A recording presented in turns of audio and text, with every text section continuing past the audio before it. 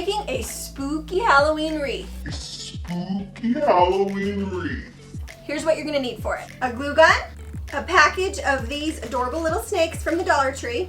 I picked up one of these branch twig wreaths that are just in the floral department at Michael's. Michael's had this plastic garland that I think is used to decorate a table, but I'm gonna use it for this wreath. And my favorite matte black spray paint. So the first thing I'm gonna do is add this really kind of spooky textural garland to my already awesome spooky twiggy wreath. And honestly, if you wanted to, you could just do this and not add the garland, but I want that extra texture. See, it's already spookier already.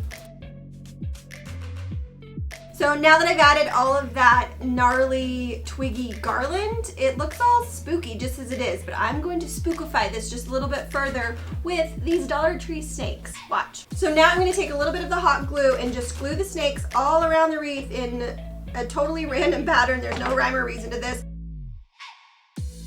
So I've added snakes just randomly all over the wreath. As you can see, I've turned some this way, some that way. They're all different colors. This is gonna look really weird before it looks really awesome. So now that I have all of the snakes attached to the wreath, I'm gonna take it outside and spray paint the whole thing black.